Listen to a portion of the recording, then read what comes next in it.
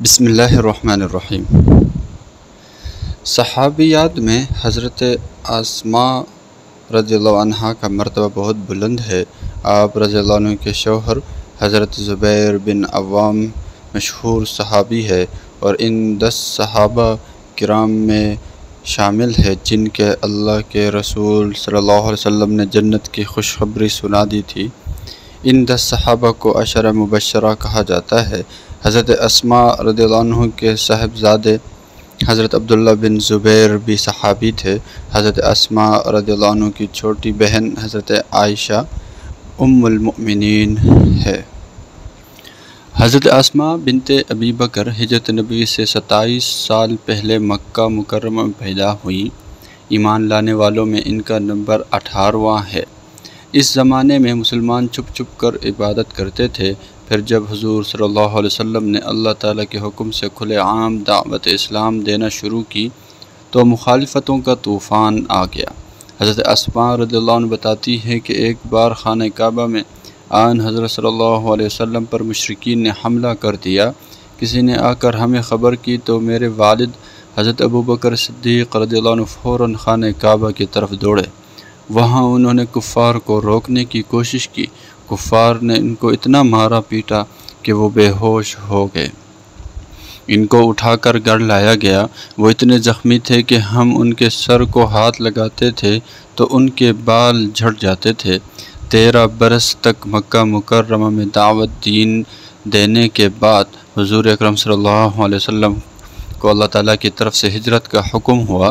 حضور صلی اللہ علیہ وسلم نے بہت رازداری کے ساتھ ہجرت کی تیاری فرمائی اور اس مبارک سفر کے لیے حضرت ابوبکر صدیق رضی اللہ عنہ کو منتخب فرمایا۔ ہجرت کی رات حضور صلی اللہ علیہ وسلم کے گھر کے باہر مشرکین کا پہرا تھا، لیکن اللہ نے ان لوگوں پر غفلت طاری کر دی اور حضور صلی اللہ علیہ وسلم اپنے گھر سے نکل کر حضرت ابوبکر صدیق رضی اللہ عنہ کے گھر تشریف لے آئے۔ حضرت ابوبکر صدیق رضی اللہ عنہ آپ صلی اللہ علیہ وسلم کا انتظار کر رہے تھے۔ حضرت اسماء رضی اللہ عنہا نے سفر کا سامان تیار کر رکھا تھا۔ حضور صلی اللہ علیہ وسلم تشریف لے آئے تو حضرت اسماء رضی اللہ عنہ نے کھانے کے تھیلے اور پانی کے مشکیزے کو باندھنا چاہا، لیکن فوری طور پر کوئی رسی نہ ملی۔ اس زمانے میں عورتیں اپنے لباس کے اوپر کوئی رومال یا کپڑا کمر کے گرد باندھ لیتی تھیں۔ حضرت اسماء رضی اللہ عنہ کے پاس بھی ایسا ہی کمر بند تھا۔ انہوں نے کمر بند کے 2 ٹکڑے کیے اور ان کی مدد سے کھانے کے تھیلے اور مشکیزے کو باندھ دیا۔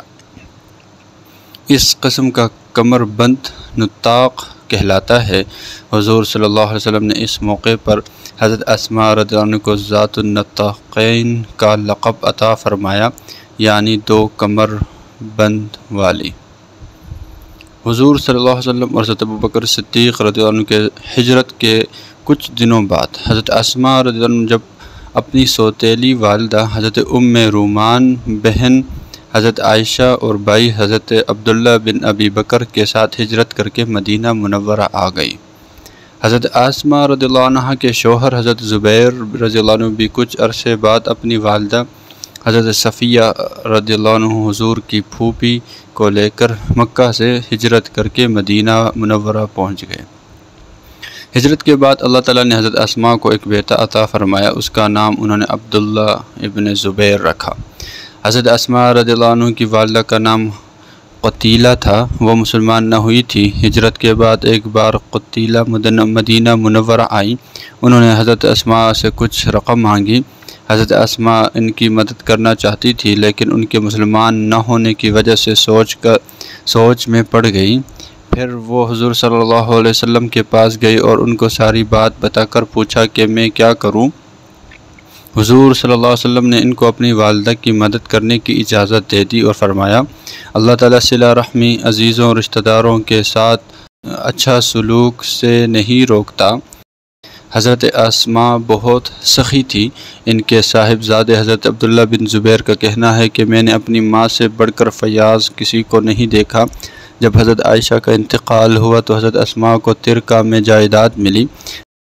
حضرت اسماء رضی اللہ عنہ نے اسے 1 لاکھ درہم میں فروخت کر دیا اور اپنے 2 رشتہ داروں قاسم بن محمد اور ابن ابی عتیق کو یہ رقم دے دی کیونکہ وہ ضرورت مند تھے۔ حضرت اسماء بنت ابو بکر بہت بہادر تھی۔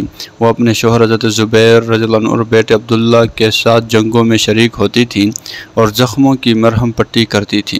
حضرت اسماء رضی اللہ عنہ علم والی بھی تھی۔ آپ رضی اللہ عنہ نے حضور اکرم صلی اللہ علیہ وسلم سے 56 احادیث روایت کی ہے۔ حضرت اسماء رضی اللہ عنہ نے اپنی اولاد کی بہت اچھی طرح تربیت کی، ان کو ہمیشہ سچ بولنا سکھایا اور بہادری سے لڑنے کی تعلیم دی۔ جب مسلمانوں کے نظام حکومت میں خرابی آئی اور ایک حکمران کے بعد اسی کے بیٹے کو حکمران بنایا جانے لگا تو حضور صلی اللہ علیہ وسلم کے نواسے حضرت امام حسین نے اس طریقے کے خلاف جہاد کیا۔ وہ جانتے تھے کہ آن حضرت صلی اللہ علیہ وسلم کے قائم کیے ہوئے خلافت کے نظام کو بدلنے کی بہت خرابیاں پیدا ہوں گی۔ حضرت اسماء رضی اللہ عنہ کے صاحبزادے حضرت عبداللہ بن زبیر نے بھی حضرت امام حسین کی طرح جہاد کیا۔ انہوں نے مکہ مکرمہ میں اپنا مرکز قائم کیا اور عراق اور حجاز کے لوگوں نے انہیں خلیفہ مان لیا۔ وہ 6 سال تک مخالفین سے لڑتے رہے۔ جب عبد الملک بن مروان حکمران بنے تو انہوں نے 1 سالار حجاج بن یوسف کو حضرت زبیر کی خلافت ختم کرنے کی ذمہ داری سونپی۔ 6 ماہ تک مکہ مکرمہ میں اناج پہنچنے نہ دیا گیا۔ آخر حضرت عبداللہ بن زبیر بہادری سے لڑتے ہوئے شہید ہو گئے۔ حضرت اسماء نے اس موقع پر بہت صبر و ہمت کا ثبوت دیا۔ بیٹے کی شہادت کے کچھ عرصے بعد آپ رضی اللہ عنہ بھی وفات پا گئیں۔ آپ رضی اللہ عنہ نے 100 برس کی عمر پائی۔ اللہ تعالیٰ آپ سے